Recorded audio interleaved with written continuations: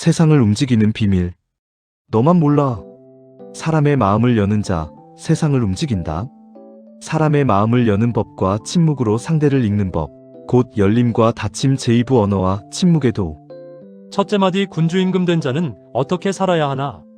늦은 오후, 도심 속의 산중에는 시원한 계곡물 소리가 고요히 흐르고 있다. 새 속에 섞여 있으면서 가신 성현의 성리신법, 즉 직지인심 견성성불의 정법안장 교회별전을 전하고 미래 후학의 깨달음을 열어주는 곧 개왕성계례학이라는 6글자를 줄여서 현판을 붙인 개계당 건물 뒤편에서 시원한 바람이 불어와 대나무를 흔든다. 이때 한 나라의 임금과 신하들 그리고 남녀 제자들이 스승에게 정중히 예를 올리고 나서 각자 자신의 자리에 앉았다. 해가 서쪽 산 아래로 천천히 떨어지고 하늘엔 찬란한 노을빛이 장관을 이룰 즈음 스승과 제자들이 마주보며 앉아서 서로 찻잔을 기울이며 담소하고 있다. 그러다가 불쑥 군주 임금이 다음과 같은 질문을 던졌다. 스승님, 군주는 어떻게 살아야 합니까? 군주는 남에게 바라기 전에 먼저 자신에게 요구하여 자신을 이기는 사람이므로 겉으로 드러나는 덕보다는 보이지 않는 마음을 더 닦습니다. 자사가 저술한 중용에서는 군자의 삶을 이렇게 이야기합니다. 부귀에도 교만하지 않고 가난에도 원망하지 않는다. 군자는 넓게 배우고 예로써 절제한다. 내가 바라는 군주의 삶은 이런 것입니다. 보이지 않고 들리지 않는 곳에서도 자신의 행실을 조심하고 아랫사람에게 묻기를 좋아하고 남의 허물은 잘 숨겨주고 가까운 사람들의 말을 잘 살피며 아랫사람이 행한 선행을 잘 드러내주는 사람입니다. 무엇보다도 이웃나라와의 조화를 이루어서 잘 지내지만 휩쓸리지 않고 중립적이되 치우치지 않으며 상황에 가장 맞는 균형점을 취하여 나라와 백성에게 적용하는 것입니다. 임금께서는 정치는 무엇으로 이루어진다고 생각합니까? 법과 힘 아닙니까? 아닙니다. 군주가 말과 행동이 하나 되는 성실함을 갖추어 말보다 행동을 먼저 하는 덕으로서 백성의 마음을 감동시킬 때 제대로 된 정치가 이루어지는 것입니다. 그렇군요. 부족한 저를 일깨워 주셔서 감사합니다. 앞으로 스승님의 소중한 가르침을 깊이 명심하여 매일 하루 3번 저 자신에게 나는 지금 치우치고 있는가? 지나치지 않는가? 거짓이 있는가? 이 3가지를 꼭 물어서 백성들과 고락을 함께하는 군주로 거듭 태어나 보도록 하겠습니다. 둘째 마디 말이 먼저인가? 침묵이 먼저인가? 뒤이어서 지난번의 가르침을 곱씹다가 지금까지 계속 의문이 남아있었던 젊은 여제자가 스승 앞에 예를 올렸다. 그리고 이렇게 물었다. 스승님, 지난번에는 열고 닫음을 아는 자는 천지의 기미를 알고 사람의 마음을 안다. 즉 세상을 움직이는 비밀 전체를 꿰뚫는 첫 번째 도에 대해 말씀해 주셨습니다. 그렇다면 사람의 마음을 여는 것은 결국 말을 잘하는 기술입니까? 아니다. 말이 먼저가 아니라 침묵이 먼저다. 침묵이 먼저라고요? 그렇다. 깊은 우물은 먼저 고요하고 그 뒤에 맑은 물을 길어 올린다. 마음이 시끄러운 사람의 말은 아무리 화려해도 남의 가슴에 닿지 못한다. 내가 말하는 열림과 닫힘은 입술의 기술이 아니라 마음의 호흡이다.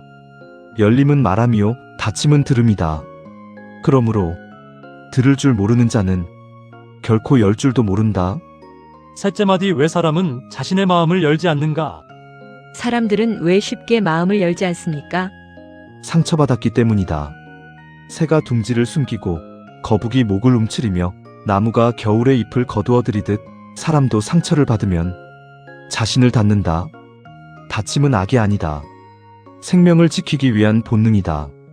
그러므로 눈 밝은 선지식은 억지로 문을 부수지 않는다. 기다린다. 그러면 어떻게 해야 사람의 마음이 열립니까? 3가지가 있다. 첫째, 판단하지 말라. 둘째, 서두르지 말라. 셋째, 먼저 자신을 열어라. 강물이 바다로 흘러드는 까닭은 바다가 모든 강보다 낮은 곳에 있기 때문이다. 노자는 말했다. 강과 바다가 모든 골짜기의 왕이 되는 까닭은 스스로를 낮추기 때문이다. 자기를 낮추는 것, 그것이 가장 강력한 열림이다. 넷째 마디 공자의 침묵.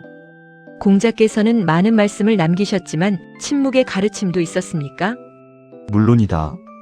공자는 말했다. 하늘이 무슨 말을 하더냐? 사계절이 운행하고 만물이 자란다. 하늘은 말하지 않는다. 그러나 만물을 기른다. 성인의 침묵도 그러하다. 말이 없는 것이 아니라 말을 초월한 가르침이다. 그렇다면 언제 말해야 합니까? 때가 익었을 때다. 익지 않은 과일을 억지로 따면 신맛만 남는다. 사람의 마음도 마찬가지다. 먼저 들으라. 그 다음 기다리라. 마지막으로 한마디 하라. 그 한마디가 천마디보다 강하다. 다섯째 마디 부처는 왜 침묵하셨는가? 부처님께서는 왜 어떤 질문에는 답하지 않으셨습니까? 왜냐하면 답이 독이 될 수 있었기 때문이다. 세종께서 말씀하지 않으신 14가지 혹은 10가지의 질문들이 있다. 이 세상은 영원한가? 이 세상은 영원하지 않은가? 세상은 끝이 있는가? 세상은 끝이 없는가? 목숨이 곧 몸인가? 목숨과 몸은 다른가? 열에는 끝이 있는가? 열에는 끝이 없는가? 열에는 끝이 있기도 하고 끝이 없기도 한가? 열에는 끝이 있지도 않고 끝이 없지도 않은가? 이 질문들은 만동자라는 제자의 질문인데 이를 간략히 줄여서 말하면 세상은 영원한가? 영혼은 존재하는가? 죽은 뒤에는 어떻게 되는가? 라는 질문인데 이 질문에 부처는 침묵하셨지. 왜 진리를 숨기셨습니까? 숨긴 것이 아니다. 침묵은 무지가 아니라 자비의 또 다른 언어다. 그 질문 자체가 고통을 끝내는 데 도움이 되지 않았기 때문이다. 만일 너라면 불타는 집 안에 있는 사람들에게 집의 구조를 설명하겠느냐? 아니면 먼저 밖으로 데리고 나오겠느냐? 여섯째 마디 선종의 침묵. 불교 선종의 선사들은 왜 말보다 침묵을 더 중시합니까? 진리는 언어 이전에 있기 때문이다.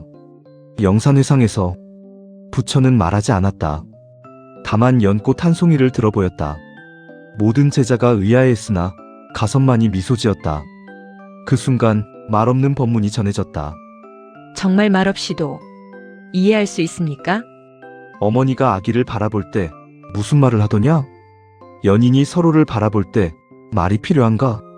가장 깊은 이해는 종종 침묵 속에서 이루어진다. 일곱째 마디 노자의 언어관. 노자는 언어를 어떻게 보았습니까? 노자는 말했다. 아는 자는 말하지 않고 말하는 자는 알지 못한다. 그러나 이것은 입을 다물라는 뜻이 아니다. 쓸데없는 말에 휘둘리지 말라는 뜻이다. 참된 언어는 침묵에서 태어난다. 고요한 호수만이 달을 온전히 비출 수 있다. 흔들리는 물은 달을 산산이 찢어놓는다. 마음도 그렇다. 여덟째 마디 귀곡자의 듣는 기술. 제가 알고 있는 귀곡자는 상대를 설득하는 책으로 알려져 있습니다. 그렇다면 말하는 기술이 핵심 아닙니까? 천만에 귀곡자의 진짜 비밀은 듣는 데 있다.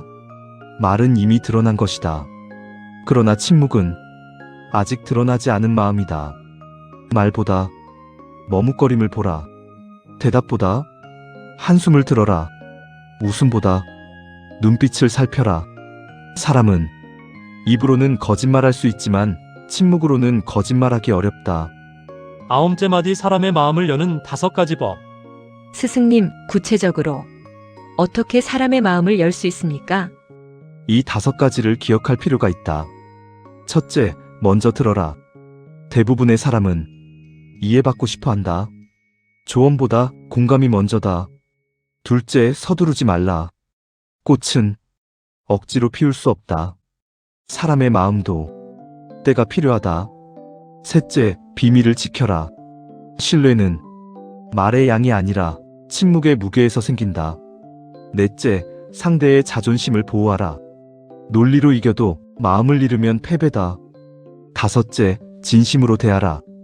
기교는 잠시 사람을 움직일 수 있다. 그러나 진심만이 영혼을 움직인다. 열째 마디 현대사회와 열림과 닫힘. 오늘날 사람들은 왜 점점 소통하지 못합니까? 말은 많아졌으나 침묵은 사라졌기 때문이다. 정보는 넘쳐나지만 경청은 부족하다. 모두가 말하려 하고 아무도 들으려 하지 않는다. 열림 즉 말함만 있고 닫힘 즉 들음이 없다. 그러므로 관계가 무너진다. 가정에서도 회사에서도 정치에서도 마찬가지다. 진정한 지도자는 먼저 듣는 사람이다. 11번째 마디 유불선 3교가 만나는 자리. 결국 유교, 불교, 도교는 무엇을 말하고 있습니까? 셋은 다르나 근본은 하나다. 유교는 경청을 예라 부른다. 불교는 경청을 자비라 부른다. 도교는 경청을 허정이라 부른다. 그러나 모두 자기를 비우는 공부다. 자기를 비울 때 비로소 타인이 들어온다. 해가 완전히 서산 아래로 사라지고 둥근 보름달이 떴는데 문득 산사의 종소리가 울려 퍼졌다. 들어보아라. 세상 사람들은 말 잘하는 사람을 현명하다고 생각한다. 그러나 눈 밝은 선지식은 안다. 침묵할 줄 아는 자만이 참으로 말할 수 있다는 것을. 공자는 때를 기다렸고 부처는 침묵으로 중생을 이끌었으며 노자는 비움 속에서 천하를 품었다. 내가 말한 열림과 닫힘의 도역시 결국 여기에 이른다. 문을 열기 전에 먼저 안을 정리하라. 남의 말을 바꾸려 하기 전에 먼저 들어라. 침묵을 두려워하지 말라. 고요함 속에서 사람의 참마음이 드러난다. 스승님, 이제 알겠습니다. 말은 사람을 움직일 수 있지만 침묵은 사람을 이해하게 하는군요. 옳다. 말은 문을 두드리고 침묵은 문이 스스로 열리게 한다. 오늘은 여기까지 하자. 다음에는 열고 닫음으로 천하를 다스리는 법, 곧 열림과 닫힘 제3부 음양과 인간관계의 비밀로 들어가겠다. 이때 제자들과 임금과 신하들이 스승에게 자급으로 감사의 예를 올리고 나서 미리 준비해 놓은 저녁 만찬과 차를 먹으면서 조용히 한담을 나누었다. 끝까지 시청해주신 여러분 모두에게 온갖 좋은 일이 눈사태처럼 일어나기를 빕니다. 앞으로 적극적인 응원과 후원의 의미로 구독과 좋아요를 꾹꾹 눌러주시면 더욱 들을 만한 좋은 콘텐츠로 보답하겠습니다. 감사합니다.